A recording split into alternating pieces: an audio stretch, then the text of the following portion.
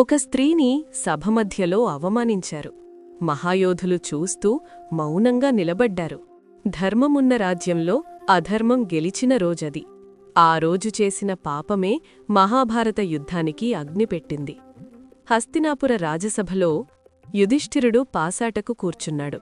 శకుని మోసం, దుర్యోధనుడి అహంకారం. ఒక్కొక్కటిగా యుధిష్ఠిరుడు అన్నీ కోల్పోయాడు. రాజ్యం పోయింది, సంపద పోయింది, సోదరులు పోయారు. కాని ఆగలేదు. చివరికి ద్రౌపదిని కూడా పందెంలో పెట్టాడు. దుర్యోధనుడు ఆజ్ఞ ఇచ్చాడు, దాసీ ద్రౌపదిని సభలోకి లాగండి అని. దుశ్శాసనుడు వెళ్ళి అగ్నిలాంటి గర్వంతో ఉన్న ద్రౌపదిని లాగి తెచ్చాడు. ఆమె అడిగింది, తనని తానే ఓడిపోయినవాడు నన్నెలా పందెంలో పెట్టగలడు అని. సభలో మహర్షులున్నారు, భీష్ముడున్నాడు, ద్రోణుడూ ఉన్నాడు. కాని ఎవ్వరూ మాట్లాడ్లేదు. ధర్మం మౌనమైంది. దుర్యోధనుడు నవ్వాడు. దుశ్శాసనుడు ద్రౌపదిని అవమానించేందుకు వస్త్రం లాగాడు. అప్పుడు ద్రౌపది చేటులెత్తి అన్నది, గోవిందా, కృష్ణా, నన్ను కాపాడు. ఆ క్షణం అద్భుతం జరిగింది.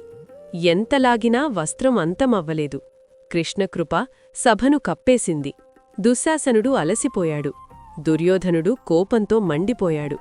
ఆ అవమానం చూసి భీముడు గర్జించాడు. దుశ్శాసనుడి రక్తంతోనే ఈ అవమానానికి ప్రతీకారం తీర్చుకుంటా అన్నాడు. అర్జునుడు తలవంచాడు. ధర్మరాజు బాధతో మౌనంగా ఉన్నాడు. కాని ఆ రోజు పాండవుల హృదయంలో యుద్ధం మొదలైంది. ధర్మం సభలో ఓడిపోయింది. మహాయోధులు మౌనంగా నిలబడ్డారు.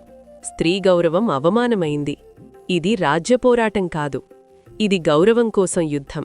ఇది న్యాయం కోసం సమరం. అధర్మం జరుగుతుంటే మౌనం కూడా పాపమే. ఆ రోజు సభలో మాట్లాడని ప్రతి ఒక్కరూ యుద్ధానికి కారణులయ్యారు. ద్రౌపది అవమానం తర్వాత పాండవులు అరణ్యవాసానికి వెళ్లారు. ఆ 13 సంవత్సరాలు వారిని ఎలా మార్చాయి? కర్ణుడు ఎందుకు దుర్యోధనుడి పక్కనే నిలబడ్డాడు? తెలుసుకోవాలంటే ధర్మయుద్ధం తదుపరి వీడియో చూడండి. ఈ వీడియో మీకు నచ్చితే లైక్ చేయండి. మహాభారత కథల కోసం ఛానల్ని సబ్స్క్రైబ్ చేయండి.